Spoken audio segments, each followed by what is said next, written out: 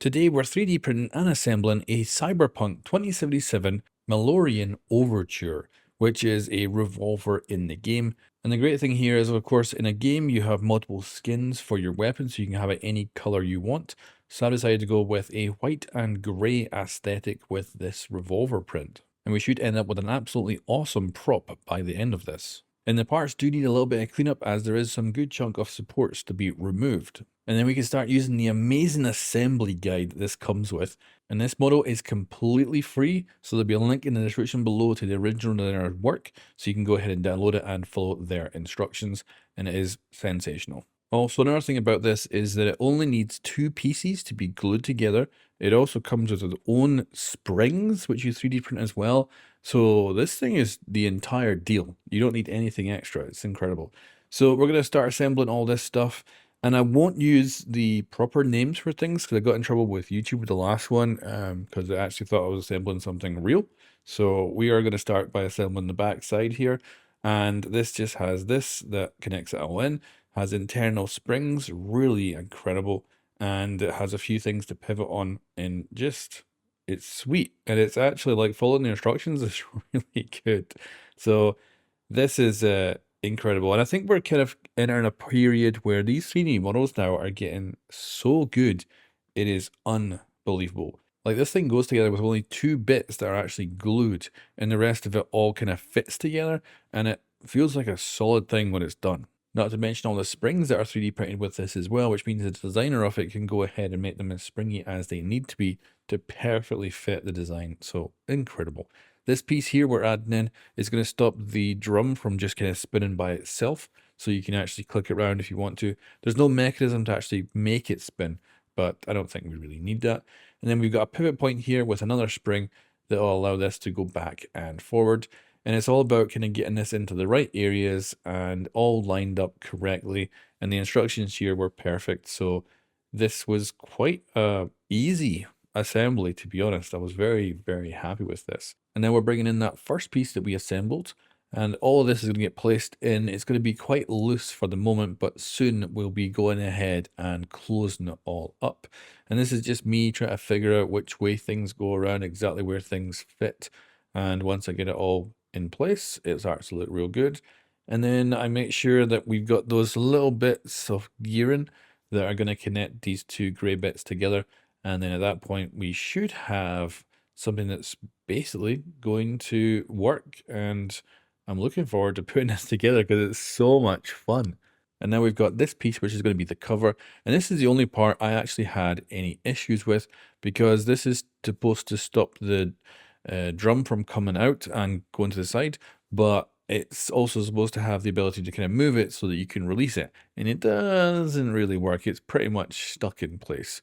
Now, it's not really an issue because it doesn't really stop you from just forcing it out or forcing it back in, but this is the only bit I had any problems with. But that means we can start putting this together, and this now locks all these different parts inside, and we can now begin the quite quick assembly, to be honest, of all the additional parts. And because this is my first time, it takes me a little bit of time to get moving, but you can see the actual mechanism here is working beautifully. So now it's a matter of starting to assemble bit by bit. And this definitely took a bit of time watching the instructions. If I was to do it a second time, I could do it really fast, I actually think. And I just kind of, was patient with myself. So this part is, of course, going to go behind the drum, and that just snaps in place. And yeah, all this stuff is just pretty much snap in. It's beautiful. We've also got this bottom part comes up. I think there's been a lot of good thought in design here for the prints, so that stuff that was supported and potentially has bits that don't look very good, they have covers that you just pop on top of them, and it looks brilliant. And then again, we're just sliding all these bits on. So we got a little bit of guard there that goes on, and we are just continuing to follow the instructions. Now we've got the handle. This is pretty simple, goes in. Quite a lot of pressure to get it on, but once it's in there, it's pretty damn good. And then we have a few bits that are going to lock all of this together. So for me, I did need a little bit of a hammer in places, but otherwise, this went together incredible. You can also see the color scheme I've gone with here, which of course is white and grey with a few pieces of black in there too, just to bring it all together. And I think this is a nice, clean, and very distinctive overall color scheme for this thing. And you could go for anything you want here. Because this is coming from a computer game, you could go with any kind of skin that you would have cosmetic wise in the game and make it anything basically. But I especially think a two-tone paint job here is lovely. Or of course with this, there's no paint whatsoever, it's all just filament color. And as you can see, we are making some major progress here. Time to move on to a smaller part. And this is going to go on the top, and it's just 3 different pieces that go together. And then this again goes on and snaps onto the top as well. So teeny little details and absolutely lovely. The thought that's gone into this is awesome. Really, I keep getting more and more impressed with all these 3D models we're seeing, and especially the fact that this is free as well is so good. So as you can see, just kind of clicks in and we are off. And this thing is starting to develop and you can really see the shapes coming out. It's looking brilliant. Now this is where we get our first and only bit of glue. So we need to glue these 2 gray bits onto the white piece, and that is the only gluing we need to do. I'm kind of surprised that there wasn't some way they could come up with a way of snapping these together, to be honest. But also, if any parts were going to be glued, these are the simplest to have done. And they do have parts that make sure that they line up. So it's really incredible. And I did have to do a little bit of cleanup on the parts, but otherwise this goes together gorgeously. And now we're putting together our last kind of major part, which is our cylinder along with its mechanisms. And you can actually print off some dummy stuff here that will go into it. And then that piece that I've just put in is the ejector. It'll actually force them out.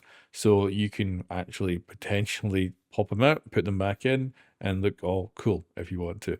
And this thing assembles really well. The only thing here is I did miss one little part in the instructions, which is that one of those bits needs to get pushed in. We'll come to that later when I figure that out. But that's an easy enough job. Now, the other piece that went in as well, it has a thread at the end, but on my printer, that thread is pretty much non-existent. It's supposed to be, it was thread inside.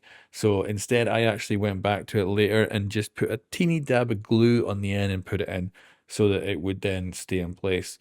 And that ended up being good enough. But it is supposed to get threaded in. And if your printer can do it, I'll be pretty amazed because it's the teeniest of threads. And now we're on the home stretch of the assembly with the final part being put together, and then we can go and slap it all together to be done. So this part goes on the top here and is pretty excellent. And then we have 3 parts at the bottom, 2 go in now, and then 1 goes in as a final piece to lock the whole lot together, and then we are done. So this was some decent, force to get these bits in, especially this one. This one was by far the most pain in the ass one. Ended up using a clamp to get it to go fully in, but then once it's in, it ain't coming out. And then we have a final piece. This gets pushed in upwards into the other piece, but not until we've actually assembled this. And this is where I noticed I did a little mistake earlier. That little piece which is coming out there, that is actually supposed to be in. So once that was pushed in, I then found, oh, I can assemble this, no problem. And that was it. And now what I'll do, guys, is leave you with just some music as we put this together, and I'll also let you hear the mechanism as well. So this is our completed build, and I'll show you some lovely shots of this thing in action. It is just gorgeous.